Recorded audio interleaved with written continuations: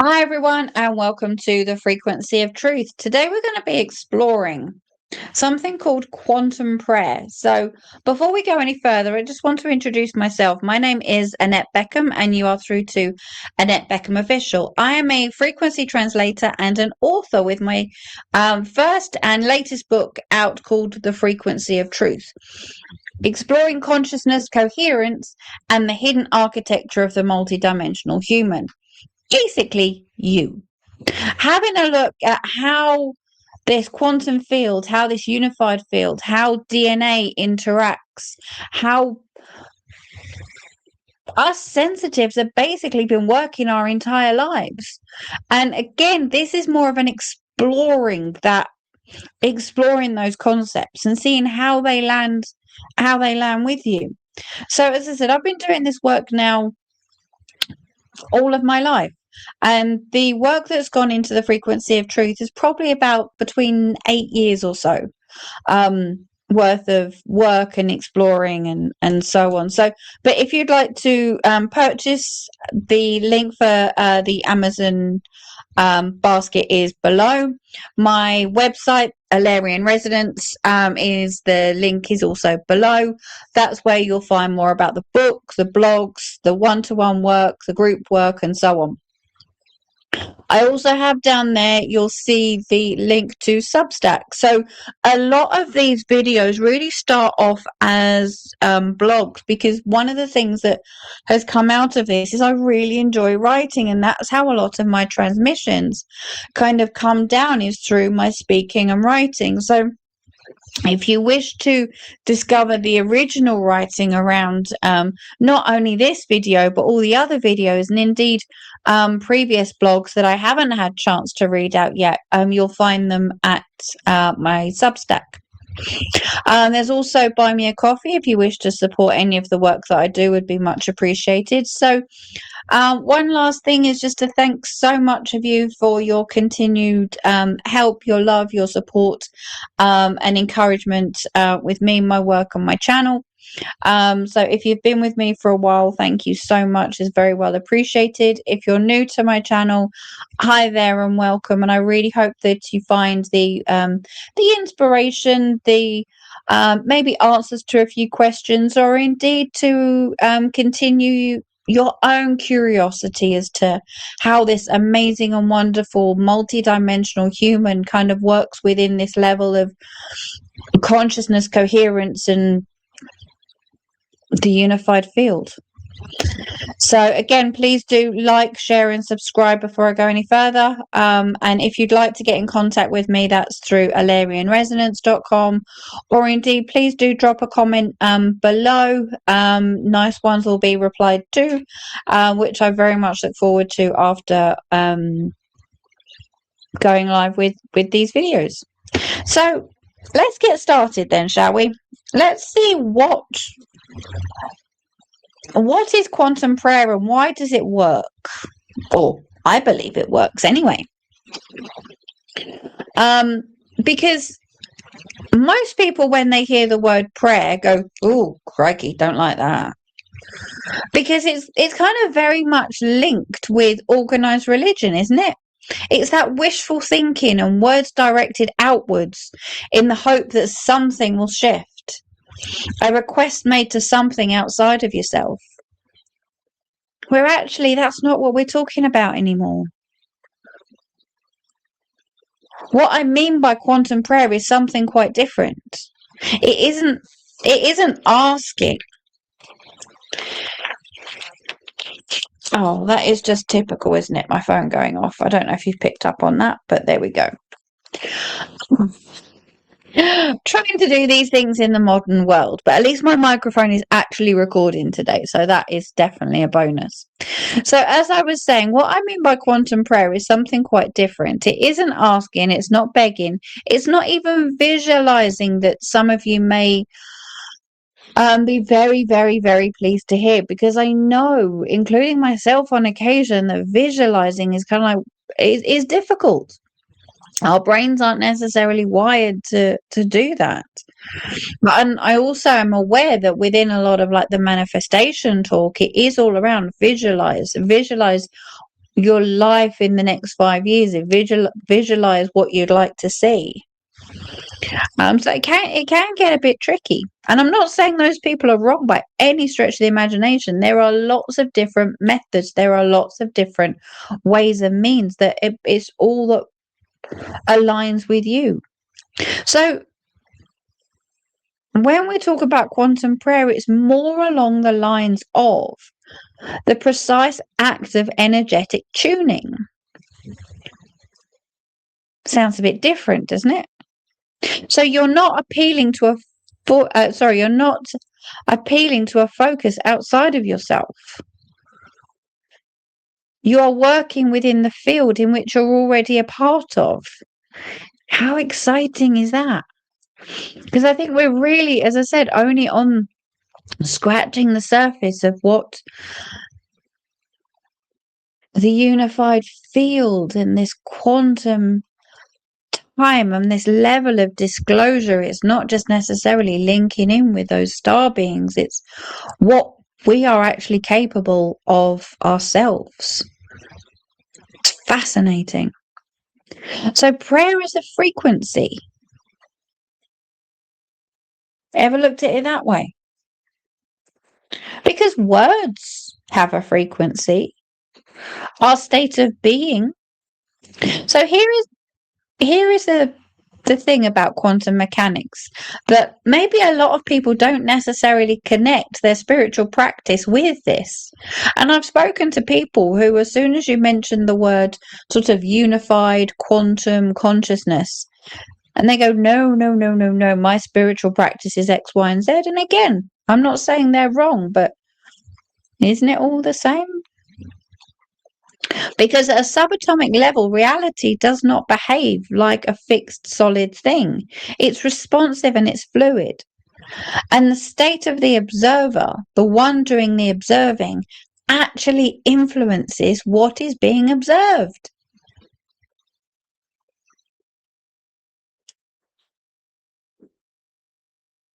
Isn't that amazing? So, well, let's not look at this as a metaphor, but as physics, as I said earlier. So what I've come to understand through my own work and practices, that I do explore a lot further and a lot deeper in the frequency of truth, is that prayer works in the same way. And I will also say that language will and has changed quite dramatically, because where we're saying sort of prayer now is almost as though it's more of a coherent state in its own right. So, and again, using language is something that I also go into in a bit more detail within the frequency of truth, because you see, when you pray from a state of fear, urgency, scarcity, aren't you transmuting that frequency into the field? That's what you're sending out, that's what you're projecting. Your vibe attracts your tribe. Where you go, your energy flows. All those wonderful sayings. So when you pray from a state of safety, clarity, or settled presence, you're transmuting something entirely different, aren't you? See, that is the version of prayer that actually moves things. Because that's the frequency you're sending out. That is the state of being that you're coming from. So when you pray from a state of safety, clarity, and settled presence, you're transmitting something different. This is the version of prayer that does work. You do not manifest by focusing hard. You manifest by feeling safe. Now that is I'm aware for a lot of you, and myself included for most of my life, that is a huge statement.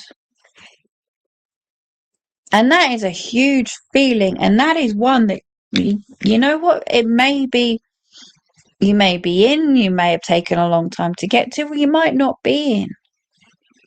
But I'll go into around the actual quantum prayer and safety itself in a moment. And I will be doing another blog on safety, because I said it's safety on so many different levels.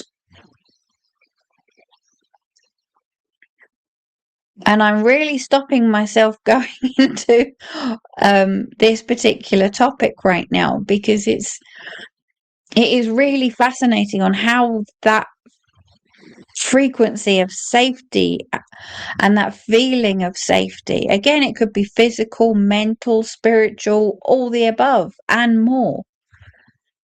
And when you've spent the majority of your life not feeling safe, you kind of not feeling safe becomes normal. And when you get a glimmer of, oh, so that's what safety feels like, it's huge. I don't have to pretend. I don't have to like what everyone else does, and so on. Keep an eye out for the blog on that because I think that we'll go into that a lot more. But let's get back to quantum prayer. Because I said it does cover off safety a little bit. So why your nervous system is the starting point. So this is where a spiritual teaching sometimes miss something important, not always. But there is a great emphasis on clarity of intention, on visualization of raising your vibration. How do you do that when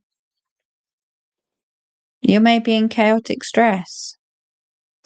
So what is talked about far less is what happens when your nervous system is not regulated enough to hold any of that. It might be in our minds.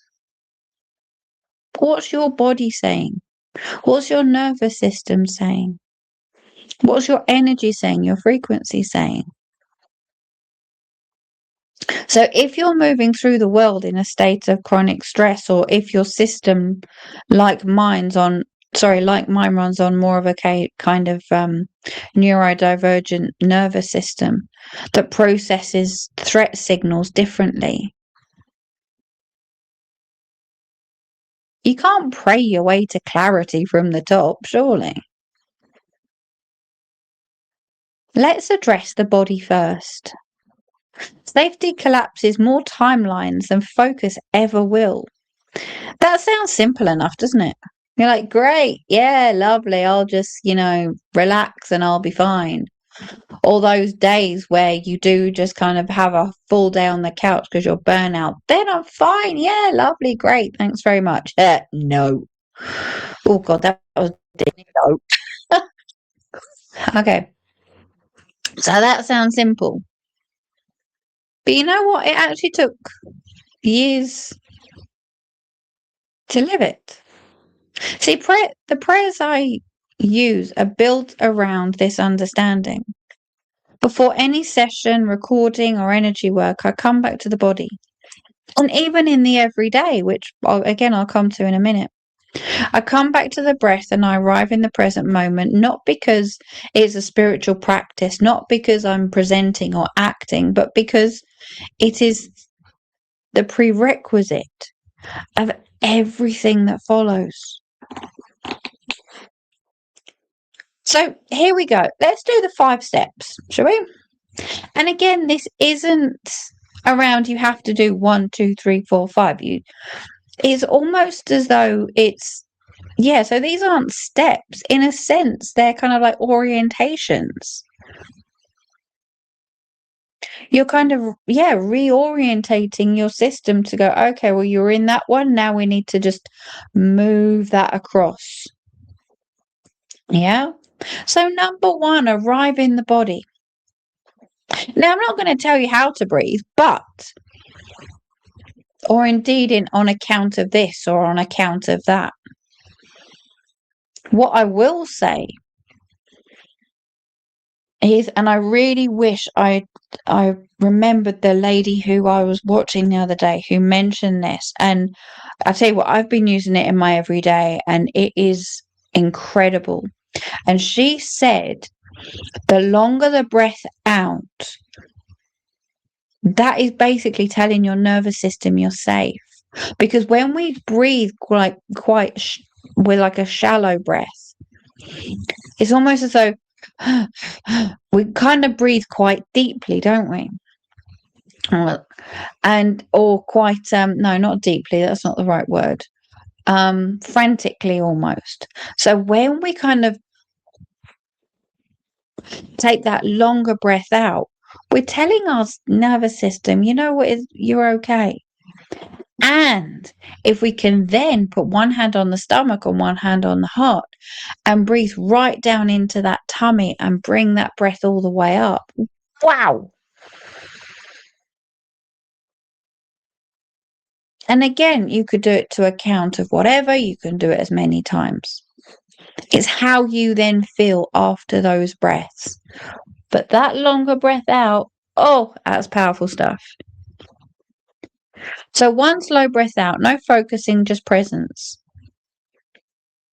You can look at it as a warm up, but I kind of see it as a bit of a foundation. 2, gratitude. And I'm not saying, oh, you have to say everything's wonderful and I love this and I love that and I'm grateful for things that you're not exactly grateful for, because you're tuning into that feeling, you're tuning into that energy. So say thank you before the evidence actually arrives. So you're saying thank you for the ... insert what you will. As I said, not as a performance of positivity, but as a genuine act of trust. You're signaling to your own nervous system and to the field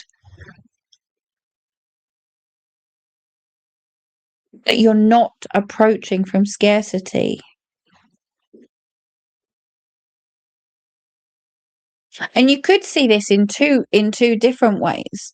And this is a question I've kind of always asked myself to a degree, because you're looking at it from that gratitude in the presence in which you're currently in, but you're also, as it said there, you're looking at it from that you're grateful for what you're going to have or get or do or feel, again depending on what your air quotes prayer is.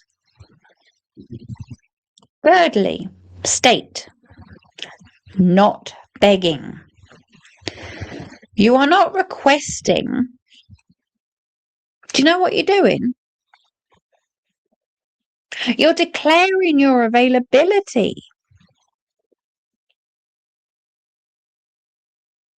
I'm open, I'm clear, and I'm ready to receive. There is no grasping in this state. There is openness. And again, the words that you use is up to you. And as I said, this video is the start of going into this and explaining it and finding out and being curious and seeing what works and seeing what doesn't. So, you may have noticed so far, I haven't actually given you any particular words to say or how to say them, because that's not my job. That's not for me to do. That's you know what will work. But within that state of do not beg and declaring that you're available, again, it's exactly that.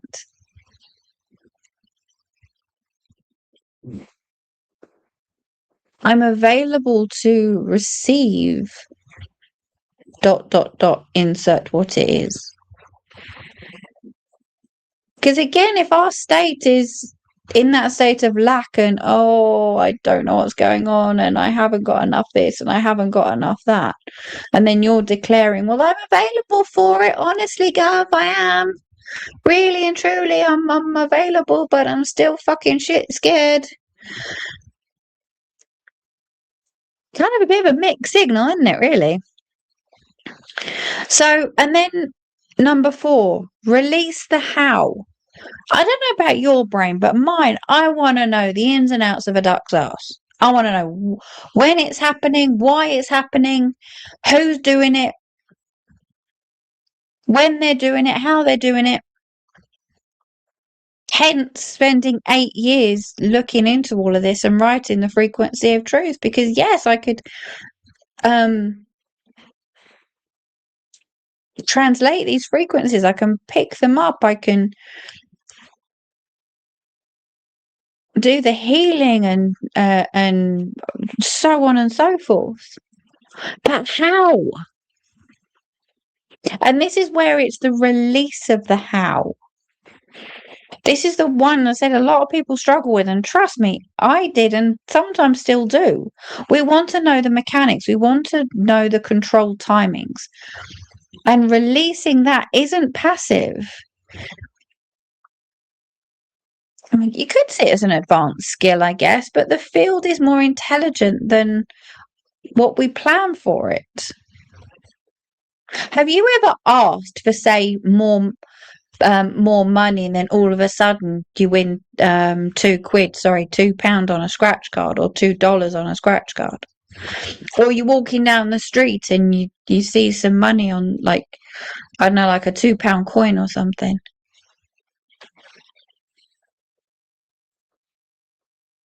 It's almost as though it's kind of like the little steps as well. It's being mindful, it's being aware of maybe the smaller things, the smaller steps. Because then it's kind of your system going, oh, yeah, no, that's nice. I was ready to receive that and I'm very grateful for it. Just a thought. And then one of the ones which I think there's three that are, well, they're all important, I guess. But then once you've done those, have you ever given your system a bit of time? So the fifth one is go silent. So the last movement of prayer is listening, but not just with your ears, letting your system listen and settle and feel. And my favorite word is integrate. Sitting in the quiet moment that you've just prepared and being genuinely open for what arrives.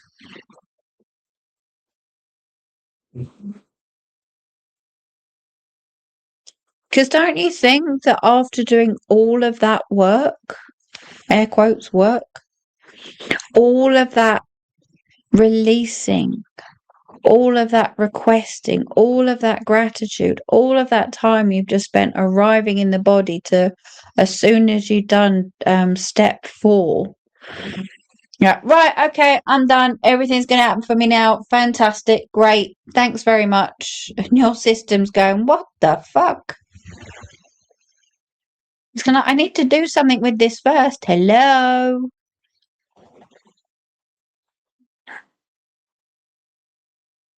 It's kind of like you have like a really in-depth, wonderful conversation with someone, and you might not speak to them for a day or so because you're letting it integrate, you're letting it settle. And that's what you're doing with yourself. You're having a conversation with yourself. And you're having that with the field that you're in as well, because you're basically telling that as well. So you need time for your own field to start integrating with that field around you, because you've just basically told it what you'd like, what you want it to do. So it's giving it that time and that space. It could be 10 minutes, it could be 20 minutes. Again, I'm not telling you how long that is. And I've purposely left, because some of you out there are probably going, yeah, she ain't done her protection, has she? Doing all this work. Oh, yeah, no. Bad, innit? No protection. I'm doing it at the end. Because I think I didn't include it in the 5 steps on purpose, because you are absolutely right. You are 110% right. And the people who have been listening to me for a while will know that I go on about, or what I like to call, as spiritual hygiene. So something I do not see discussed enough in conversations about quantum prayer and work and energy work, which is important, of properly opening and closing the field. Because it's almost as though once you're open, you're kind of like this great big light bulb for any kind of. I kind of like to see it as like moths. But then when you get home, you have to have a shower and you have to do all the cleaning because you're covered in moths that you didn't want. So before any session, transmission work or otherwise, or even in the everyday, which again we'll go on to in a moment, I call in the guides and intelligences I work with to set the field. This isn't an optional ceremony. It isn't just, as you said, a ceremony for the sake of it or for the cameras. It's the infrastructure. An unprotected field absorbs everything in the environment, including things we might not want. When the work is complete, I close down with equal care. I clear my field of what I've absorbed and that isn't mine. I ground into my body and return to myself. This matters whether you're doing formal energy work or simply moving through your day, whether it be difficult or otherwise. The practice of opening and closing keeps the channel clean. So, for those of you who may be a little bit new to this, for those of you who might be a bit new to this, I'll just go over one or two steps that you can do for this. But again, everyone has their own practices. So opening up for an example would be, see, a lot of people go, oh, you need to put a great big bubble around you. It's like, well, where the feck did I get that bubble from? Again, we're working with the self. We're working from you. It's not something outside of you that you're bringing in. So I know I said there around calling in the guides and intelligences, yes, but before any of that is that beautiful white, or it could be gold, it could be whatever color you want, from your heart center, because your heart is the most powerful vortex there is. So it's that light going out around you, because the best protection is your own energy. And you can have that going out and going out. But then closing, you bring it back in. And also, one I've been doing for the past 25, 30 years is, if you can't necessarily go outside and stand on the ground, is having your feet in, I imagine like my feet on a red carpet with little roots going down into the earth. But as I said, closing down is bringing that light back in. Whatever your open and closing is yours. I'm not telling you what to do. These are just a couple of examples and ways in which some really wonderful and amazing people have taught me over the years, and quite recently. So, as I keep on saying, I was talking about this, as I said, in daily life.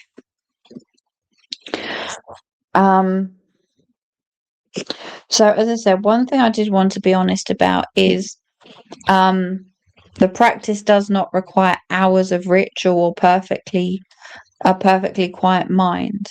It does not require you to have it all figured out. What is required is the willingness to orientate yourself, even for a few moments, towards safety, towards presence, towards the version of yourself that is steady enough to receive. And you might be going, well, surely that's all in the frigging ritual that you've just mentioned. Well, as I've always said, make it simple. It might be when you're in the car at the grocery store or the supermarket. It might be that 5 minutes you get away from the kids and you're sitting on the loo, on the toilet, on the carsy in some instances. Yeah. It might be that 2 minutes you get your brolly and stand outside, umbrella, and stand outside in the rain. Or even if you don't use a umbrella. Whatever that minute, 2 minutes is. So some days that is a full practice with the five, well, it's actually seven, but 5 moments and a 20-minute silence, who knows, 10, 20 minutes. Some days it is one sentence spoken out loud. And I'll give you an example of one. In this moment, I am safe enough. My body knows how to settle and I am here. It's almost like a declaration, isn't it? But again, focus that from the heart. See, this is still a quantum prayer because the underlying frequency is real and it's yours. It's your words. It's your intention. And again, that this is the start of a series around quantum prayer. So see how this sits with you. See how it aligns with you. See what you can take out of it. Maybe doing this for, I don't know, um, saying those words for a couple of days. In this moment, I am safe enough. My body knows how to settle and I am here. Then let me know in the comments how you feel. If there's any other ways of opening and closing that you could share with others. Because again, one of my passions is to actually share some of these practices, some of these ways of working, some of these from everyone else as well. Because we're all going through all of this. This isn't just for the few anymore. And those of you who have been doing this for a while will appreciate that. So it was always the ones who knew, who hold the secret. Oh no, you're not supposed to know these words. Sound familiar? But it's about connection now. And the one thing I will say is for those of you who are staying curious,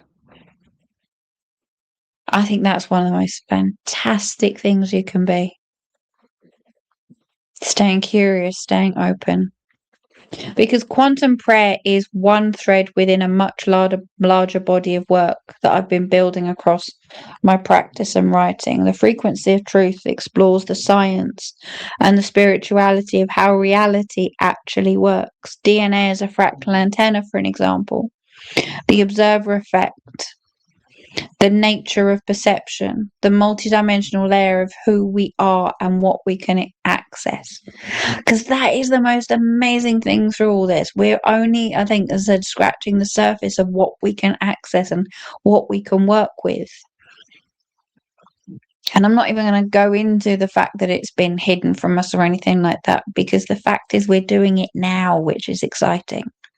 Quantum prayer sits within the framework as one of the most accessible, immediate tools available to everyone. I've put here anyone, but everyone who wants to deliberately begin working with their own frequency.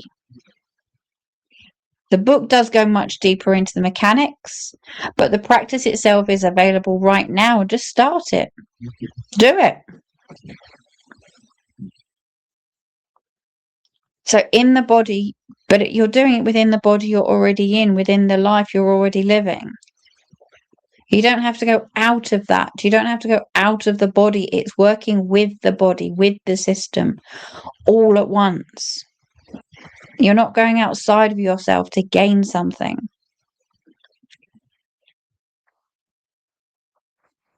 You do not need to be further along your journey. You do not need to wait until Monday to start. You do not need a different nervous system or a quieter mind. And we'll go into exactly what the frequencies that we're tuning into, what the frequencies we're sending out, which we do go into more detail. It's just the need to be willing to arrive.